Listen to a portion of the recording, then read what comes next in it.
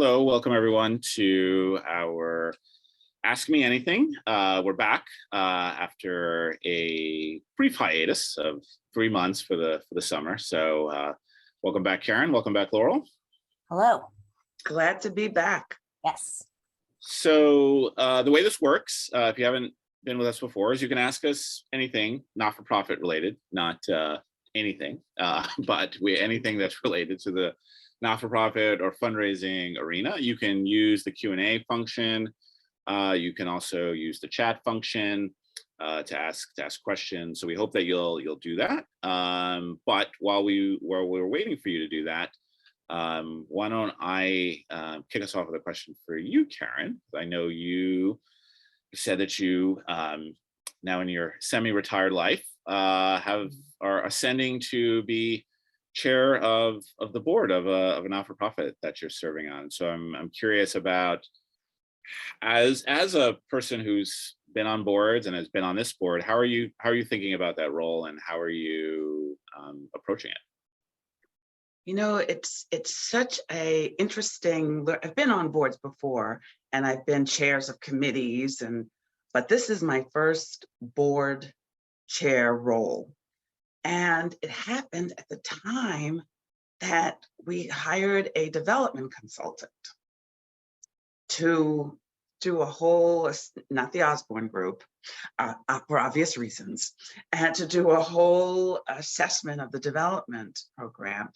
And it had been so easy as chair of the governance and the other responsibilities I had, never chair of the development committee by choice, to kind of keep a distance. But now this is on my watch. And this assessment and how it's presented, and I think I might be overstepping sometimes. I'm just trying to find my balance. And so the lesson that I came out of this with is how important it is to have that what if conversation with the CEO. You know, I remember when the Osborne Group first got started, and we were a family affair. And we sat down and said, well, you know, what happens if we're mad at each other at home? What happens if we're mad at each other at work? You know, how does that affect? And I think that this has taught me, and it's important to say to the CEO and the head of development, you know, let's think about how we're going to work. And if I'm being too intrusive, what do I say? And I think if I have some advice, you know, just to really just have that conversation before we run into trouble. But I'm really excited. Easter Seals, Florida, yay! Yeah, sorry, go ahead, Laurel. Yeah, well, and I'm just curious too, Karen. I actually have had this pop up recently, just kind of the influence of the board chair in particular, and kind of you know, as a incoming board chair, kind of your perspective on when a board chair oversteps perhaps their bounds and pushes on a CEO, and then that push is maybe impacting a lot of other staff as well, right? So maybe numbers aren't what they should be, and board chairs kind of pushing the CEO on that. I'm just wondering if you have any advice for CEO and development folks on how, you know, if you haven't had the what if conversation, on maybe how to kind of push back on board members. Yeah, you know, CEOs and head of development have to be comfortable speaking truth to power. You know, we can't, they're volunteers. And one thing to ask yourself is, are they overstepping because I've left a void as a CEO? Because, you know, you bring on volunteers who are smart, who are used to getting things done. And then if there's a void, like what's the vision? What's the plan? What's going on? That's when your board, in general, I mean, I'm sure there's like bad board members, but in general, it's not really a bad board member. It's that we've left a void. So you have to come back and say, you know, I failed to show you what the plan is. And can I do that now? And then let's think about where your suggestion fits in to getting us to where we're going. but don't leave a void. Have that plan in place, have those pieces in place, because board members will step in and fill a void, and that's not good for everybody. I was just having that conversation, and Constance, I see your hand up, and I'll get to you in 1 second. But I was literally just having that conversation with an executive director before this call that was experiencing some issues with his board, and it was exactly that. I mean, it was more to it, but it was in many ways the absence of a plan that would, and an absence of clarity about roles and expectations that was letting board members into areas and they probably shouldn't have been in, because it wasn't clear exactly what they should be doing. And so, right, and avoid, nature abhors a vacuum, so people move move right in with their own ideas and their own thoughts. Let's see, Constance, I'm gonna try. I don't think we've tried this before. We can try it now. I guess I'm gonna unmute you and let you talk. Okay, so I'm gonna do that now. Oops, I hit the wrong person. Sorry about that, Alicia. Let me. Sorry. There I am. There you are. Thank you. Hi, Constance. Hello. I was going to, the chat's disabled. I was going to put my question in there. Oh, it's not good. That's why I raised my hand. Anyway, may I ask how many people are visiting today, are listening in today? There are quite a few. I think we have like 4 or 5. No, we have, yeah, oh, yeah, you're right. We have like, 6, no, 4 or 5. I Okay, saw cool. 8, but 8 including the 3 of us. So I have a question on interim leadership. So in circumstances where there's a need for a sudden change of an ED, where an organization is having pressure to, move forward in DEI initiatives, and they have been in a non-performative way, absolutely, the organization I'm thinking of right now, but it's not visible in the staffing, highly visible in the staffing. So there are pressures from the funders as things happen, the trends, the way they go. It is happening in the board full on. There is a candidate who's white and is completely qualified for the job, and is in the known community. What would your opinion be? And I will say that I'm leaning towards interim being the solution here. What would be your opinion in terms of funder perspectives on that choice as interim or full-time ED selection in a very, very tight timeline? Okay, tricky Big question. one. And I also do want to, because I know Constance, I just met Constance the other day, I will just add context that Constance is in Oregon. And I think that adds maybe a little extra context to a question about hiring diversity, if I'm being quite frank about kind of just the hiring market as it is. So I Absolutely. think, I just wanted to add that context, because I think it's not as though you're in, kind of a more urban area or in an area that has a great deal more diversity. And not that that's an excuse by any means to not hire for diversity, but it is a factor that I'll give. Thank you, Laurel. And their access to talent pool in the immediate community in a tight timeline hiring is an issue in this. And absolutely, Oregon is, as you say. So thank you. I'll step back. Yeah, I mean, I think I'll be curious to hear what you and Laurel and Karen have to say. But I mean, for me, and I think for all of us, it's more about making the genuine attempt and really trying to find, I think if you can say to yourself that we tried really hard to find people. If I understand your question correctly, are we just talking about the interim person, or are we talking about finding someone more permanently? Well, I'm interested. We have somebody who's highly qualified in the organization, a board member, and it's, here we have someone who is referred to by the board and the staff alike as an outstanding individual, knows the organization, could step in, and post-COVID, we're still recovering with all of the funding and, you know, the issues. Everybody had different ones, but everybody had issues. So it's a different time from a normal. You know, we're not stable. So it's really, you know, we need to keep our funders. We need to keep our funders happy, right? And the workshop that I attended with Laura was about stewardship and the importance of that, and just taking that to heart. So could I ask, so it seems to me that one of the answers is what you know, what you learned from Laurel and probably knew and just got underlined, that you can have honest conversations with funders.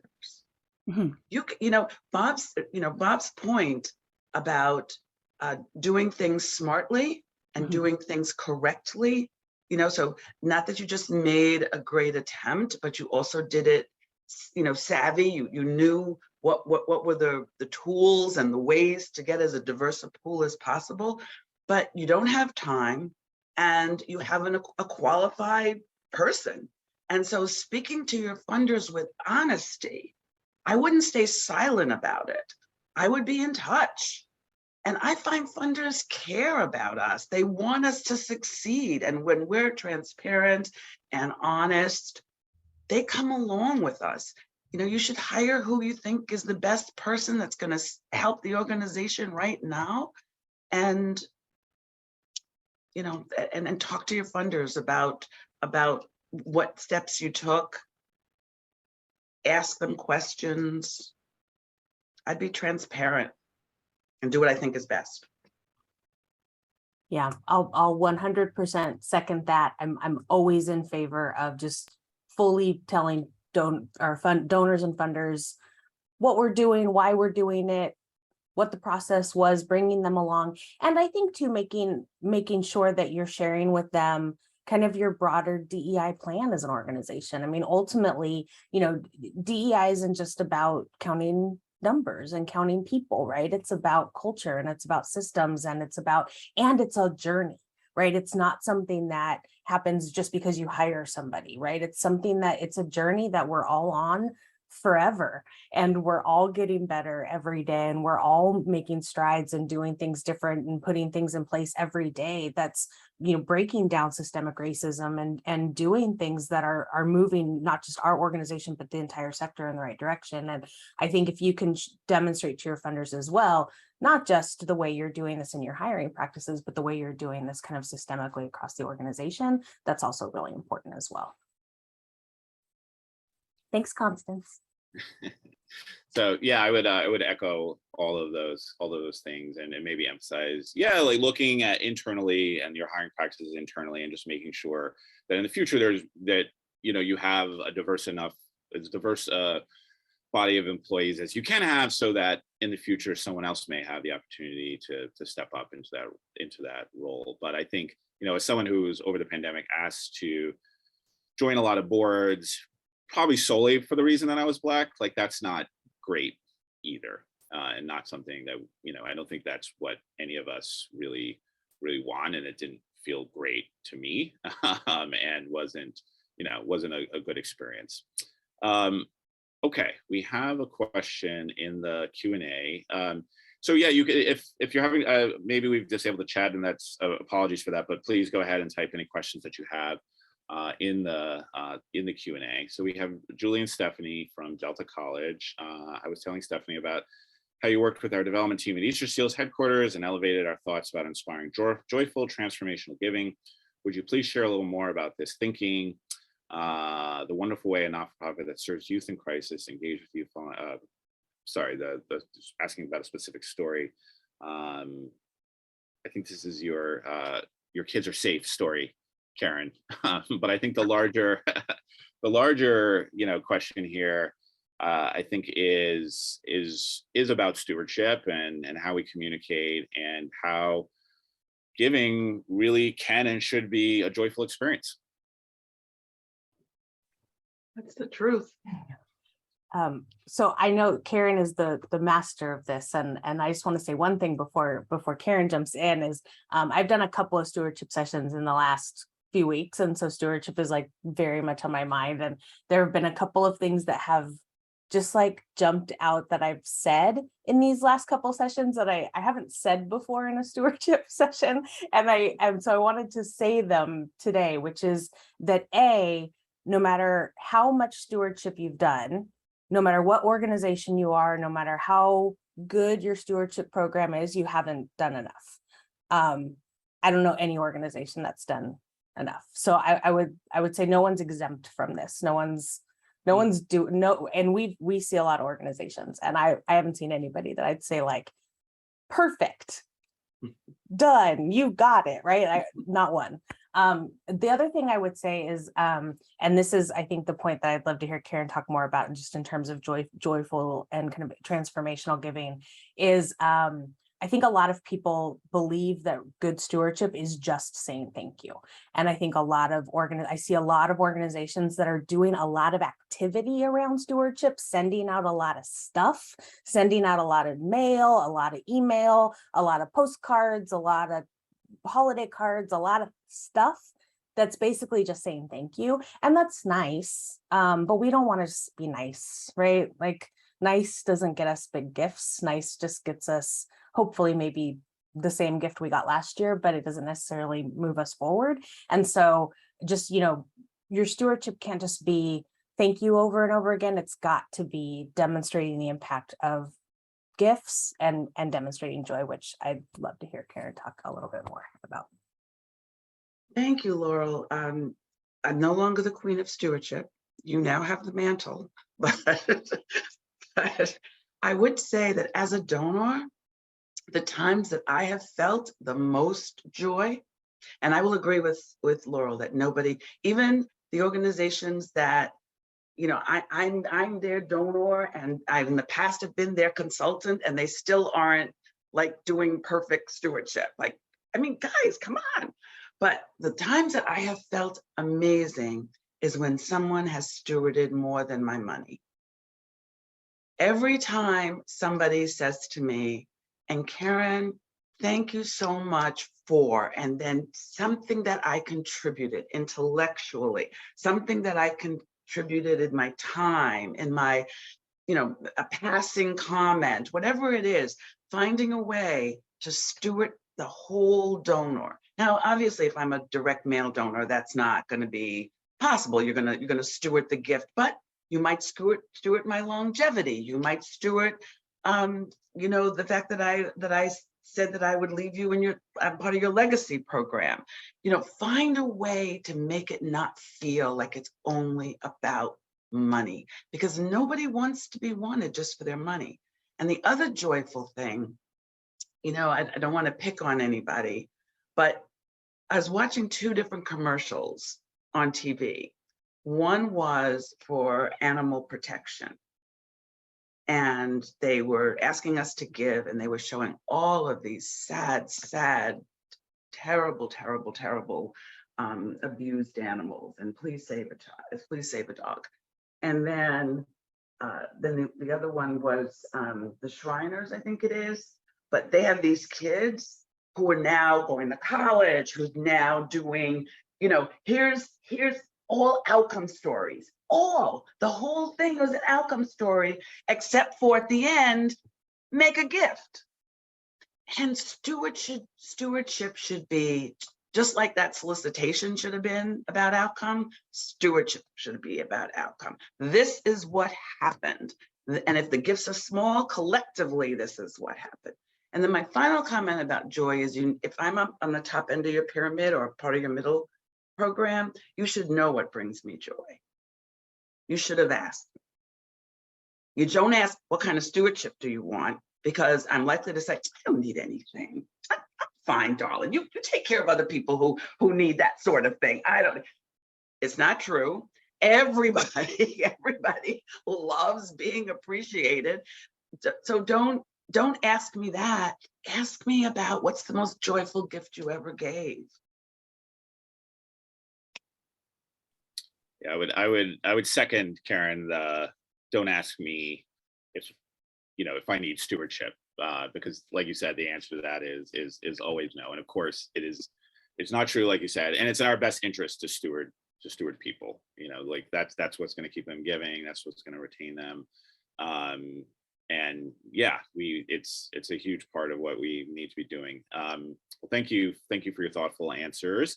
Please type in any questions you have in the Q&A. I think we don't have any fresh questions from the audience. Laurel, I see you've unmuted yourself, so go ahead. Did you have a question or thought? Oh, looks like we have a question from Alicia. Okay, hold on one second.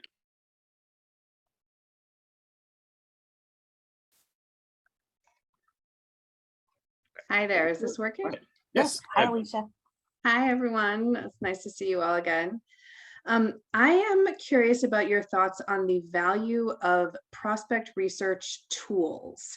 There are so many different tools and they are getting increasingly expensive. And I'm speaking from a small but mighty but small shop. And I've seen so many of these tools work effectively when you have a full prospect research team that can afford to take lots of grain of salt, but I'm becoming a bit skeptical of the value when you just don't have a lot of time to dedicate to the tool. So I'm curious to know your thoughts on that. Well, I definitely have a point of view. I think you do too, Laurel.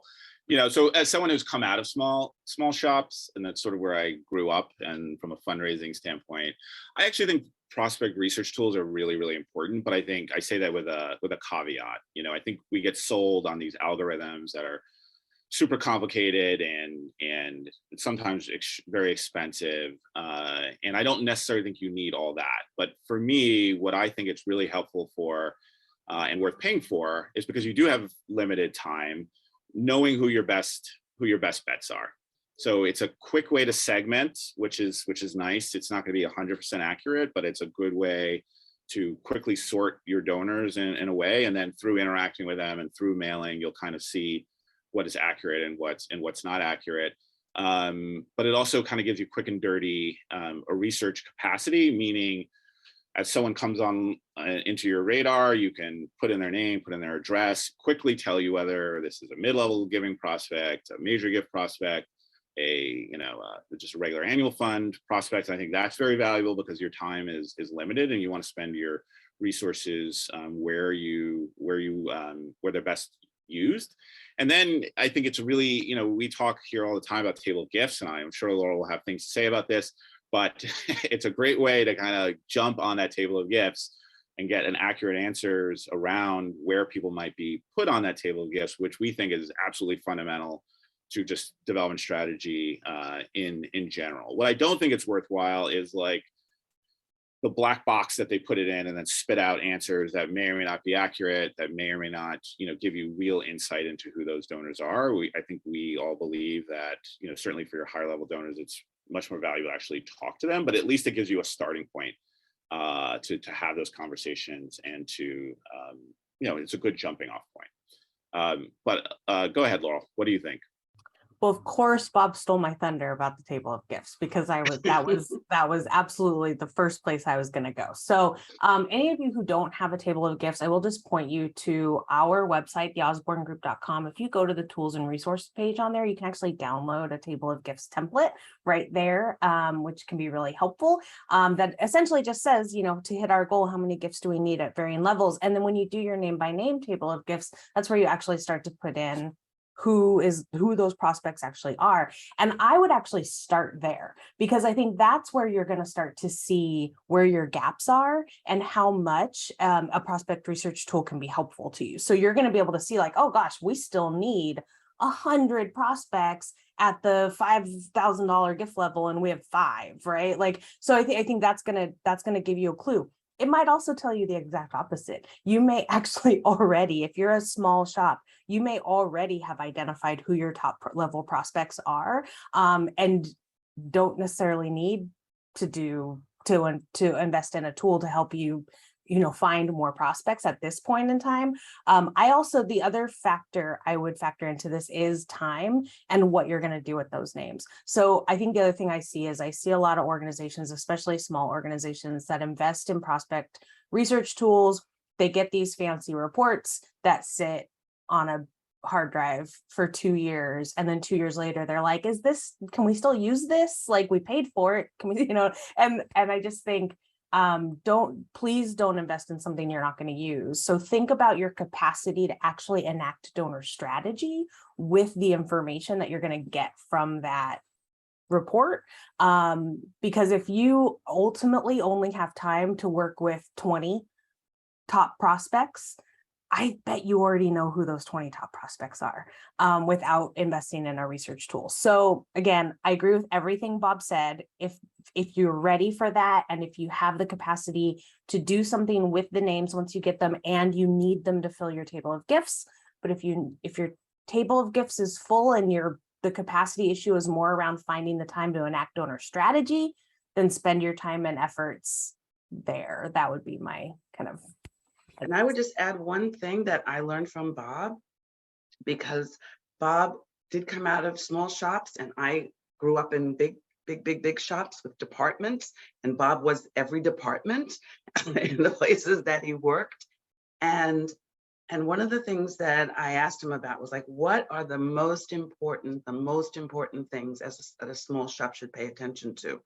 And one of them we already spoke about. He talked about that when you're small, you can't afford to lose one donor, so your stewardship has to be amazing. But he also talked to me about getting volunteers, getting more and more volunteers to extend his capacity to do work.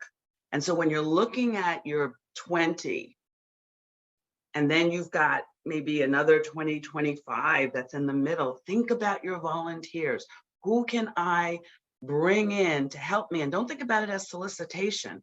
Think about your volunteers, give them some questions to go ask and have coffee with somebody, to go on a Zoom. Don't talk about solicitation, because then they run. But if you talk about, would you just have coffee with this person and find this out for me? Here are 5 questions that I would love for you to ask. You know what? I just got my whole board to interview every single board member. And they all did it, 100% did it, because I gave them a script. I gave them questions. I made it easy. Thank you both. We have another sort of related question. How does one find out what other organizations your donors or potential donors contribute to, and how much? I hear this as being important to know. Yes, can be important to know. I think I know what Karen and Laurel will say. It's probably the same thing. Ask them. Ask them, exactly. So yeah, that's the best way. You can use prospect research tools like we've just been talking about, and that will give you some information around that, and that's perfectly fine, like as Laurel mentioned, in some situations. But the best way to get accurate information about this, I would say, is 100% to ask them and do a donor survey. That's a way. We have a donor survey tool that's amazing. You personally visit with people, get those volunteers that Bob would have mobilized, give them the questions. When I had the whole board, my current board, talk to everybody, that was one of the questions. What's your list, and where's Easter seals on that list? And every single person answered it. Yeah, 100% ask them. I will just say also, Google is your friend. Like, Google the person you're curious about, and philanthropy and giving or whatever, and most organizations that publish donor lists it'll pop right up. So that's just another, I too would say first and foremost ask them, but also remember that. Yeah, and the last thing I would add, just to the prospect research, I guess the way I also think about prospect research is not just populating my list, but as a research function. Like I can't hire a researcher So I pay a subscription fee, which is a lot cheaper usually than running a big list. You could just have the function and put names in, and they will spit information back out at you. And often I find that to be useful as a way of fairly cheaply duplicating an important function in fundraising, which is research. But we've reached the end of our time. So thank you everyone for participating. We'll be back on the first Friday of next month, so in about 4 weeks. But until then, good luck fundraising, and we look forward to seeing you again. And use your fall well. Yes. Yes.